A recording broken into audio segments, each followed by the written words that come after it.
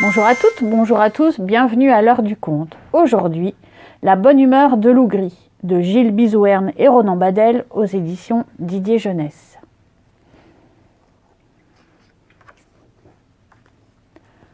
Un matin, Lougri se réveille de bonne humeur, vraiment de très bonne humeur, les oreilles dressées et le museau en alerte. Oh, quelle belle journée! J'ai faim, j'ai terriblement faim. Lougri s'élance sur les chemins et part à la recherche de nourriture. Il gambade, renifle par ici, renifle par là. Au sommet d'une montagne, il voit un bélier. « Oh là, c'est moi, le loup, je suis le plus beau, le plus costaud. Gros bélier, je vais te manger, je vais t'avaler pour mon petit déjeuner. Ha ha ha !» Lougri, je veux bien être avalé, mais tu n'y arriveras jamais. Franchement, tu as vu ma taille? J'ai une idée.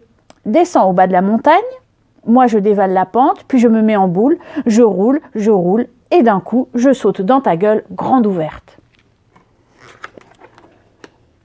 Tout content, Lougri descend de la montagne, s'assoit bien calé sur son arrière-train, ouvre grand la gueule et attend. Alors le bélier dévale la pente, vite, vite, il saute, frappe avec ses cornes le front de Lougri qui tombe, évanoui. 3 heures plus tard, Lougri revient à lui. Il se redresse péniblement et tâte une bosse sur son front. « Oh, ce matin, je me suis réveillé de bonne humeur, et me voici avec le front bosselé et le ventre toujours affamé. » Lougri court, cherche ici, cherche là. À midi, près d'une ferme, il aperçoit une truie et ses porcelets. Croc en avant, il bondit. « Oh là, c'est moi, le loup, je suis le plus beau, le plus costaud. Grosse truite et petits cochons, je vais en faire du saucisson. Ha ha ha !» Lougri, je veux bien que tu fasses du saucisson avec mes 3 petits cochons, mais ils sont tout sales, regarde-les. Allons à la rivière, nous les laverons, ensuite tu les mangeras. Au bord de la rivière, la truie dit à Lougri.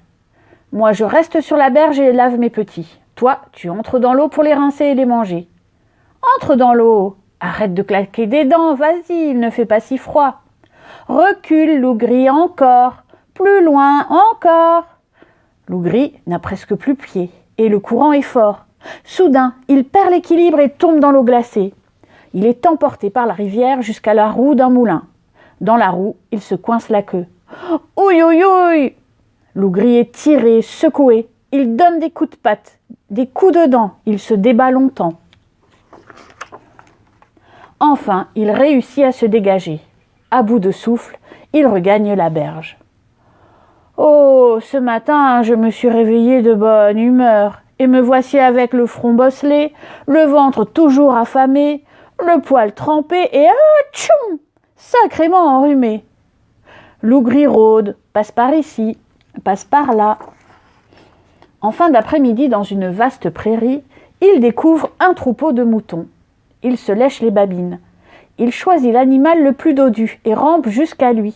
« Oh là, c'est moi, le loup, je suis le plus beau, le plus costaud. Petit mouton, ta vie est finie, crois-moi, je vais t'attraper. Ha ha ha. » Lougri, je veux bien que tu m'attrapes, mais avant de me manger, laisse-moi chanter avec mes frères ma tristesse de quitter la terre. Et toi, qui vas me dévorer, chante donc ta joie d'avoir trouvé un bon repas. Les moutons se mettent à bêler en chœur, à bêler de plus en plus fort. Quant à Lougri, il pousse des hurlements de joie d'avoir enfin trouvé à manger. Ce vacarme alerte le chien qui garde le troupeau. Il se précipite au milieu des moutons. Il saute sur Lougri, lui mord une patte et croque un bout de sa queue. Aïe, aïe, aïe! Lougri prend la fuite et disparaît dans la forêt. Oh, ce matin, je me suis réveillé de bonne humeur et me voici avec le front bosselé, le ventre toujours affamé, le poil trempé, sacrément enrhumé, une patte blessée et la queue à moitié coupée. Clopin, clopant, Lougri se traîne ici, se traîne là. Le soir, il voit un cheval dans un pré. Sans bruit, il franchit la barrière. « Oh là, c'est moi le loup, je suis comme je suis, la question n'est pas là.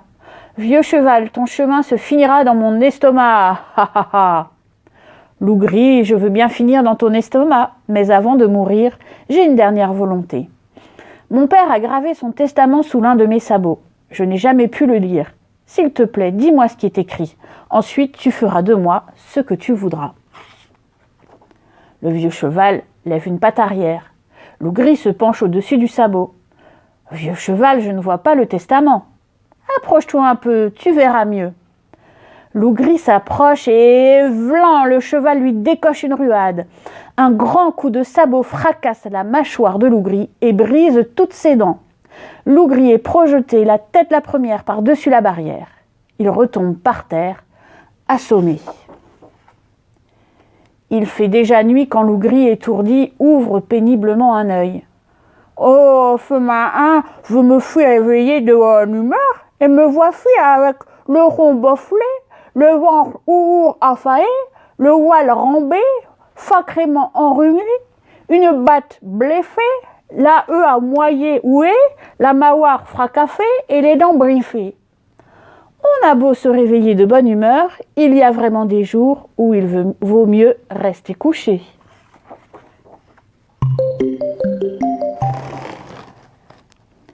Merci, au revoir, à bientôt pour la suite des aventures de Loup gris.